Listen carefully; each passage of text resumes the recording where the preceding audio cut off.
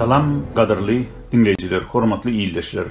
Biz size häzir Türkmen Helsinki Fondunyň Türkmen Yurt YouTube kanalynyň bu hukuk goraýjy guramanyň ýol başçysyny esassız aýyplamasy bilen bagly resmi beýanatyny eşitdirýäris. Türkmen Yurt bir näçe ýyl bundan Gelli Käriyev hem onuň aýaly Yuliya Serebrennik tarapyndan YouTube ulgamyna açylan emigrant kanaldyr.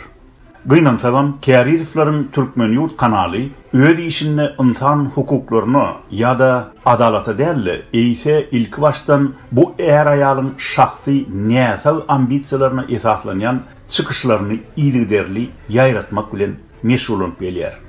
Onlarça ýöneköy adamlar we halkara derejesindäki hukuk goraýjylar Käriyevleriň töhmetlerini känýedip uçurady. Bu basışlara uçuran adamların arasında tanımal şahsiyetler Nur Muhammed Hanamow, Şeyh Muradowyň maşgalasy, Dursultan Taganow we beýleki onlarça adamlar bar. Gıýbatlar, äsgermezçilikler, bilkaslaýyn atylýan töhmetler, faktlary manipulyasiýa arkaly ýoýmak we öz peýdasyna ulanyp türkmen aktivistleriniň üstüne hüjüm etmek durabara Türkmen Yurt kanalynyň iň esasy iş stiline öwrildi.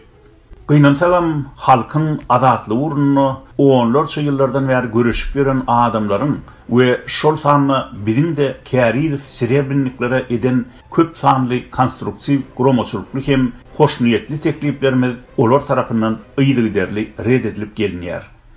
Häzir bolsa bu er aýal boş hyjywlara hem öz näsal ambisiýalaryna uýup töweregindäki adamlara içi kituli we şowkör gözden teredip köpçülükden barha çetleşýärler.